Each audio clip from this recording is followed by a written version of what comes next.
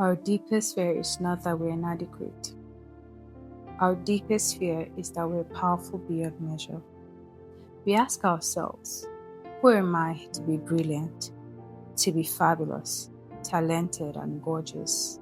But actually, who are you not to be? We were born to make manifest the glory of God that is within us. And as we let our own light shine, we unconsciously give others the permission to do so. And as we're liberated from our own fears, our presence automatically liberates others. Hi there, welcome to the Healing Nest. And that was actually a quote by Marianne Williamson. Because I went over that quote, I came across it many years ago, I think, in Akila and DB, and then in Coach Carter, two movies that used it to mean different things, but at the same time, the fear of the potential that we carry. So I had actually been thinking, what do you call the fear of not the unknown, but fear of a slight glimpse to the unknown, and then the fear of the responsibility it carries? Healing actually isn't just about recovery. Healing goes beyond recovery. Healing, you have to get to a point of understanding, okay, I've healed now, it's time to leave. It's time to go back into the world that I've shut out in a moment of isolating myself because of pain, because of fear. It is time to emerge. It is time to expand and to finally declare that I deserve to live in the fullness of who I am. That is actually what healing is about. It goes about feeling better, but also living. Now, the thing is, oftentimes people get stuck because people used to say, I'm afraid of failure. But when you actually sit to think about it, people are afraid of success too, to an extent, actually. It's like being so used to pain that it becomes your new normal. It becomes the one thing that you're familiar with. So much so that you get to a point of even being protective of it as if it were your baby. Like you get defensive if someone picks at it and just be like, no, don't do that. But actually, it's because it has become all that you know and all that you're used to. So let's paint a picture. Let's say you're in a dark room, no light, no source of light whatsoever, quite dark, you can't even see yourself. And you keep chanting, I do not want to fail, I do not want to fail, I do not want to fail. Now that looks like fear of failure. But then here's the twist. Somebody hears your plea, walks in, puts on a light, and then you're like, it's too bright. Because you're so used to the darkness, brightness now is overwhelming and you're like, too much of a task, because the light has revealed that your room needs cleaning. It has revealed that, oh, you're dirty, you need to get up, shower, and then all of this task feels too much, too heavy. Like you just don't want to have to deal with it right now. Like right now, it's best you're left alone in that dark room and the lights off. So you ask for the light to be put off, and of course, it's your choice, so it has to be respected. That is what this is about. Fear of the process, fear of success. All of us have a person that we have in our mind that we've prayed for, us versions of ourselves that we've prayed to become or hope to become. But yet when it is time to submit to the process of becoming, the process of growth, most of us chicken out. There are a lot of plannings, much of goals here and there. When it is actually time to put the work in, nobody's anywhere to be seen or found. Everybody has left the scene because it's too much. It's too much. Nobody wants to deal with having to become. But the finished end looks like a desirable thing. But to put in the work, not so comfortable, not so shiny, not so encouraging. But what beautiful thing actually becomes without going through the fire? Pressure makes diamonds. A pot, after being molded, is being put into a furnace to come out beautiful. There's always a breaking. It's like getting clay to try to mold. At first, it's very hard.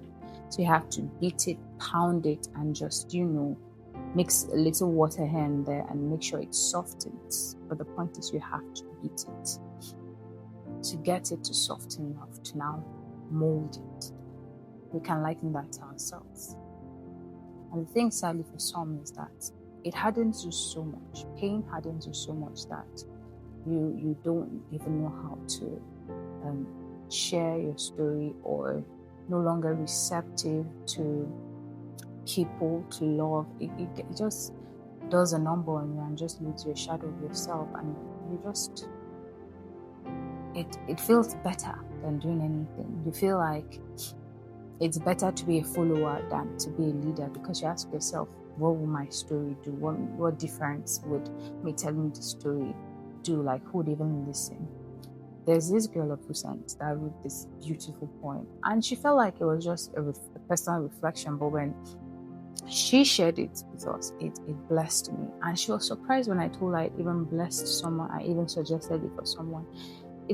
She was like, she actually was even overthinking sharing it, and to now see that people were being blessed, and it's like, how? That's my personal experience. That's the thing we don't get from the quotes. Like I said, as we face our own fears, we automatically, like our presence automatically liberates others. There's a thing that going through or dealing with a thing or submitting yourself to process will eventually do for you when you meet other people. You won't know what that person is going through, and it might not be exactly like what you're going through, but it inspires. To be honest, most times the thing that keeps me going, outside of people calling me, motivating me, it is people that are just sending the thank you for saying what you said. It really made me, and I'm like, really? It's like almost forgetting what this is all about. It's like forgetting why the healing nest is here.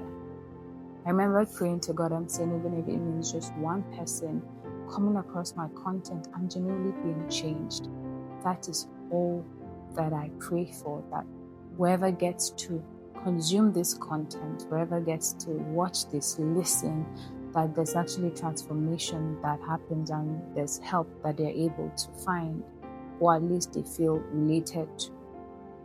And it's like, I forgot all of that until I see those messages, and it's like, this is why you're actually doing this. Sometimes you have to get to a point of understanding that you're part of something greater. For as long as you think of just self, you'd be stuck. And it might look like, what am I doing? I don't even know what I'm doing. And I'm so age. Like, I should have everything figured out by now. But then the thing is, as you stay there, clouded in thought, you're not moving. You're not making a move. But you see, baby steps, regardless of them being baby steps, are steps regardless. And you would agree with me that some babies walk quite well than most of us adults. But it took practice, it took crawling, it took falling, it took a lot. Then they're able to master it because they started one day. It must have been scary, but they started. And that is why it's essential we start. I know sometimes we might tell ourselves we don't have everything we need to start up that project, start up that thing, but just start. Starting could be reading a book about that. So by doing that, you're educating yourself about that factor. So when opportunity presents itself, you're not ignorant, and then there'll be a speed to the covering of that project, because in the time of waiting, you were actively doing something to learn about that said area.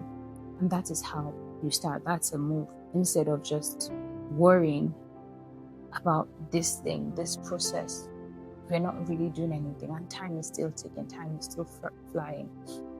And in as much as everybody looks like they have everything figured out, everybody's just doing the best they can, and it's best we all follow suit and just start. But we must come to believe and understand, because you are part of a great plan. You are meant to inspire lives out there. You are called to free many minds. It might be in the business factor. It might be in ways that you don't even know. It might just be in a creative, you're using of certain colors, or how you write. Just something. Someone out there is waiting for you to put it out. And until something is seen, it can't be blessed. Until something is seen, it can't inspire. Until something is seen, it can't be invested into. So I'm just here to tell you that healing has to do a lot more with recovery.